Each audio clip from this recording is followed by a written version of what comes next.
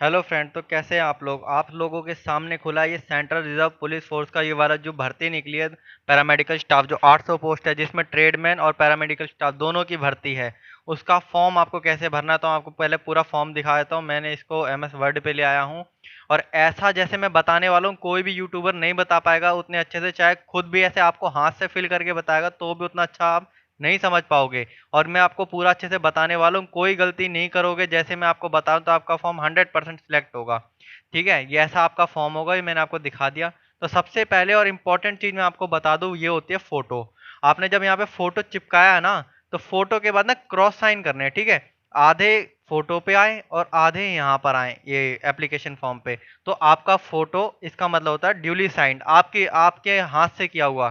ठीक है, आपने खुद अटैच किया है। ठीक है, अब बात करते हैं यहाँ से मेन फॉर्म की। तो सबसे पहला ऑप्शन है पोस्ट अप्लाइड फॉर, जैसे मेरे को भरना वाटर कैरियर का, तो मैं यहाँ पे वाटर कैरियर लिख दूंगा।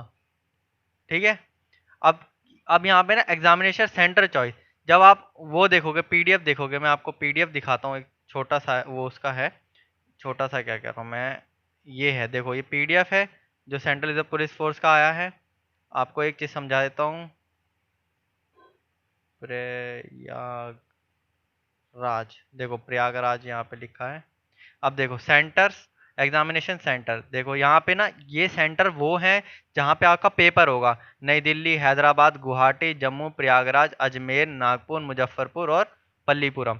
ठीक है, आपके ये 9 जगहों पे पेपर होंगे, तो आप कहाँ पे भरना चाहते हो आप वहाँ पे देख लीजिएगा। ठीक है, तो सबसे पहले जैसे मैं दे देता हूँ दिल्ली, कि अगर दिल्ली में जगह कम पड़ जाए और बच्चे ज़्यादा भर गए तो फिर आपसे सेकंड जगह पूछी जाती है। तो मैं प्रयागराज चले जाऊँगा, ये मैंने लिख दिया प्रयागराज। अब यहाँ पे मेरे को अपना नाम लिखना है, नेम ऑफ एप्लीकेंट तीसरे नंबर पे।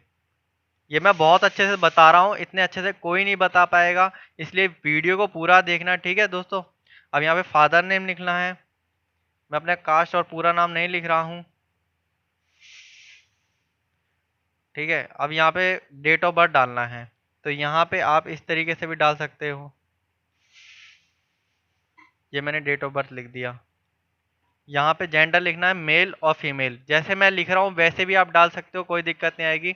यहाँ पे मोबाइल नंबर है, तो मोबाइल नंबर आप आपका जो भी है डाल देना, मैं तो नहीं डाल रहा हूँ। और ईमेल आईडी, ईमेल आईडी आपकी जो भी है वो भी डाल देना, ऐसे करके @gmail.com, ऐसे करके। ठीक है, मैं यहाँ पे नहीं डाल रहा हूँ। आपका जो भी हो कैटेगरी, अनरिजर्व हो तो यहाँ पे यूआर लिख देना, ओबीसी हो तो ओबीसी लिख देना, एससी एसटी ईडब्ल्यूएस हो तो वो लिख देना। तो मेरा ओबीसी है तो मैं ओबीसी रखूंगा।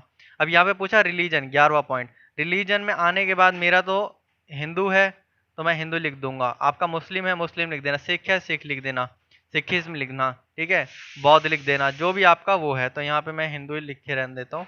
ठीक है, अब यहाँ पे 12वें पॉइंट में पूछा whether the government employ, yes और नो, क्या आप पहले से कोई गवर्नमेंट एम्प्लॉय हो। अगर हो तो यस कर देना, नहीं तो नो कर देना।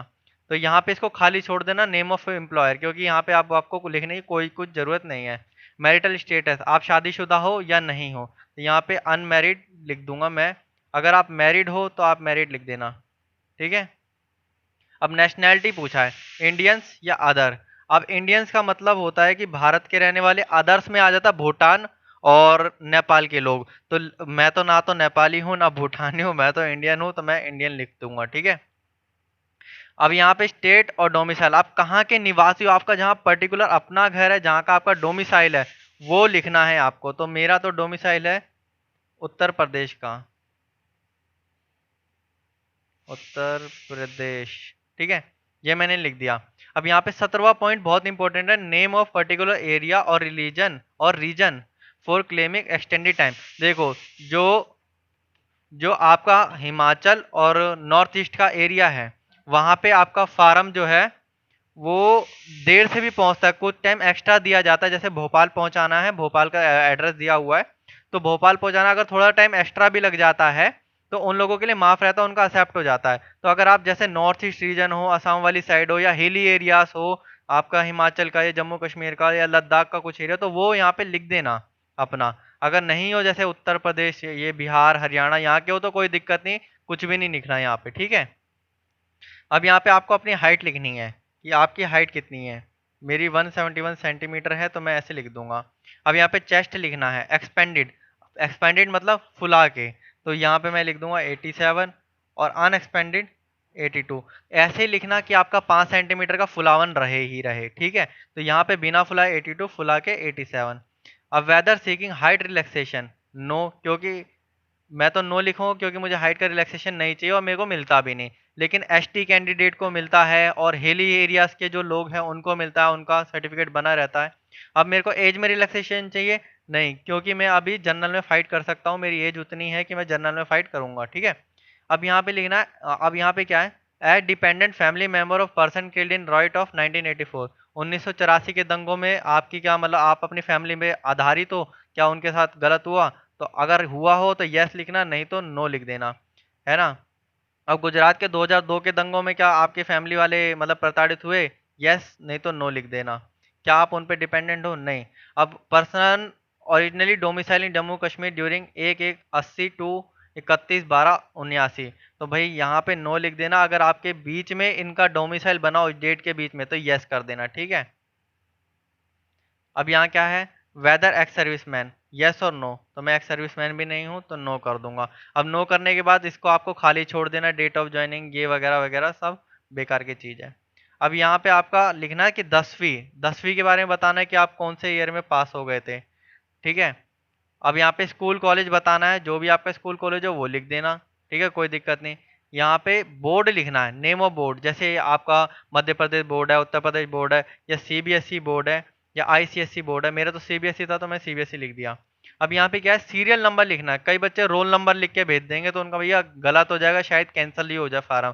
सीरियल नंबर और रोल नंबर में बहुत फर्क होता है, सीरियल नंबर अलग होगा, तो आप देखना वहाँ पे कुछ सीरियल नंबर होगा आपके उसमें, तो वो लिख देना। अब 12वीं देख लो, 2015, फिर स्कूल लिख देना कोई जो आपका स्कूल हो जहाँ से भी करा हो। सीबीएसई से मैंने कर रखा है तो सीबीएसई लिख दूंगा, और सीरियल नंबर भी कुछ यहाँ पे डाल दूंगा। ये मंदाड़ा डाल रहा हूँ, कोई नोट मत करना, बेकार, फायदा नहीं होगा। अब ग्रेजुएशन आपने कब पास करी है? तो ग्रेजुएशन मैंने 2018 में पास कर दी थी ये, ठीक है। अब यहाँ पे स्कूल कॉलेज लिखना है तो कॉलेज वॉलेज का नाम डाल दो, कुछ भी जो आपका हो। अब नेम ऑफ बोर्ड यूनिवर्सिटी, तो मेरा MDU से क्लियर्ड है, महर्षि दयानंद यूनिवर्सिटी, और सीरियल नंबर होगा सर्टिफिकेट का। अगर आपके पास ग्रैंड टोटल है तो ठीक है, नहीं तो आप फाइनली जो आपका छठा सेमेस्टर है वहाँ का डाल देना। अब टेक्निकल क्वालिफिकेशन में यहाँ पे आपको लिखना है डिप्लोमा वगैरह का, जो आपने डिप्लोमा कर रखा है, यहाँ पे कौन से सन में पास आउट हो, ठीक है, वो डाल देना। आप 2020 में हो तो 2020 में डाल देना। कौन सा स्कूल था, इंस्टीट्यूट का नाम कहा था, कौन सा था, ठीक है, वो डाल देना आप अपना। नेम ऑफ बोर्ड यूनिवर्सिटी, जहाँ से भी कोई जोन सी बोर्ड से किया हो वो डाल देना, और उसका सीरियल नंबर आपको डाल देना है यहाँ पे। ये मैंने आपको पूरा एजुकेशन का बता दिया। अब जो मैं बताने वाला हूँ बहुत इंपॉर्टेंट पॉइंट है, वो है पोस्टल एड्रेस का। पोस्टल एड्रेस मतलब जहाँ पे आप अभी रह रहे हो, कई लोग बाहर जाके नौकरी करते हैं, वहां से फार्म भर देते हैं, तो अगर आप चाहते हो कि आपके पास लेटर आए तो अपना वही एड्रेस डाल देना, ठीक है। और परमानेंट एड्रेस जहाँ पे आपका घर हो, जहाँ पुलिस वेरिफिकेशन होगी, जहाँ का आपका डोमिसाइल होगा, वो परमानेंट एड्रेस आपको डाल देना है। मैं यहाँ पे नहीं डाल रहा हूँ क्योंकि आप लोगों का टाइम ज़्यादा वेस्ट होगा, ठीक है। अब आधार नंबर ऑप्शनल है, अगर आपको डालना हो तो डाल दीजिए, नहीं डालना तो नहीं डालिए। अब इन तीनों में बिना सोचे समझे नो कर देना। अगर आपके ऊपर कोई केस चल रहा हो, है ना, तो यस करना, वरना नो कर देना। तो मैं तो नो कर दूंगा, अभी टिक मारने का मेरे पे वो ऑप्शन है नहीं, तो टिक मार के दिखाता, ठीक है। कहीं आपके ऊपर कोई एफआईआर है तो नो कर देना। अगर आप कभी पुलिस के द्वारा अरेस्ट हुए तो यस करना, वरना नो कर देना। Whether any criminal case pending, अगर आपके ऊपर कोई केस पेंडिंग है तो यस करना, वरना नो कर देना। और एक और इम्पोर्टेंट चीज, अब सारा कुछ कंप्लीट होने के बाद बच्चे क्या करते हैं, सीधे साइन करते हैं, आईपीओ डालेंगे, सीधा जाएंगे पोस्ट ऑफिस और सेंड कर देंगे। लेकिन यहाँ पे आईपीओ नंबर डालना भूल जाते हैं, ऐसे करके कोई आईपीओ नंबर होता है जब आप आईपीओ बनवाते हो, 100 रुपये का। अगर आप हेड कांस्टेबल या कांस्टेबल की पोस्ट के लिए भर रहे हो तो 100 रुपये का, बाकी पोस्टों के लिए 200 रुपये आपको सेंड करने हैं आईपीओ बनवा के। किस डेट को, वो डेट डाल देना आप, जो भी डेट है, और अमाउंट लिख देना उसके ऊपर, ऐसे 100 रुपये या 200 रुपये। अब यहाँ पे साइन करना आपने, ठीक है, यहाँ पे साइन कर देना आपने। अब आते हैं मेन चीज पे, इन लोगों ने एक और चीज भेजी है, डिक्लेरेशन। डिक्लेरेशन में यहाँ पे आपका नाम आएगा, ठीक है, यहाँ पे फादर नेम आएगा, ठीक है, आपकी एज आएगी कि आप कितने साल के हो, रेजिडेंस ऑफ, आपका एड्रेस लिखना है यहाँ पे, ठीक है, आपका क्या एड्रेस है, पक्का एड्रेस जहाँ पे डोमिसाइल हो, ठीक है। यहाँ पे आपका डिस्ट्रिक्ट आएगा कि आप कौन से डिस्ट्रिक्ट से हो, स्टेट आपको यहाँ पे लिख देना है उत्तर प्रदेश, जो मतलब आप जहाँ के भी हो, कहीं आप भी उत्तर प्रदेश लिख दो, आप जहाँ के हो वो आपको लिखना है। अब यहाँ पे प्लेस डाल देना जहाँ से आप फार्म भर रहे हो, कोई दिक्कत नहीं, दिल्ली से भर रहे हो दिल्ली से, कानपुर से कहीं से भी भर रहे हो, वो डेट लिख देना यहाँ की, अपने साइन कर देना, ठीक है, सिग्नेचर ऑफ कैंडिडेट, ये जो बॉक्स है इसमें आप आपके साइन कर देना। अब ये आपका फॉर्म कंप्लीट हो गया, लेकिन अभी इसके साथ साथ आपको क्या क्या लगा के भेजना मैं आपको बता दूं। 10वीं लगाना, अपनी 12वीं लगा देना, जो भी आप पोस्ट के लिए अकॉर्डिंग भर रहे हो, डिप्लोमा की पोस्ट के लिए भर रहे हो तो डिप्लोमा लगाना, ग्रेजुएशन की पोस्ट के लिए भर रहे हो तो ग्रेजुएशन लगाना, साथ में अपना डोमिसाइल लगाना या अपने एक आईडी लगा देना। और दूसरी चीज, आपका कोई भी जो कास्ट सर्टिफिकेट है, SC ST OBC, वो अपना कास्ट सर्टिफिकेट लगाना। इतनी चीजें तो आपको लगा के भेजना ही भेजना है, जब ही आपका फार्म एक्सेप्ट होगा, वरना नहीं होगा। और जो सारे जो भी आप लगा के भेज रहे हो उस पर अपना साइन कर देना, नीचे लिख देना सेल्फ अटेस्टेड, ठीक है, इसका मतलब होता है सेल्फ अटेस्टेड डॉक्यूमेंट्स, सारे आप सेल्फ अटेस्ट करके लगा रहे हो। तो वीडियो अच्छी लगी हो तो दोस्तों लाइक करना, सब्सक्राइब करना चैनल को, और दूसरे लोगों को भी शेयर जरूर करना। और कुछ भी कमेंट में कमेंट करना, अच्छा good video sir, best video sir, कुछ भी करना, कोई कमेंट भी जरूर करके जाना। अच्छा दोस्तों, चलता हूँ, जय हिंद।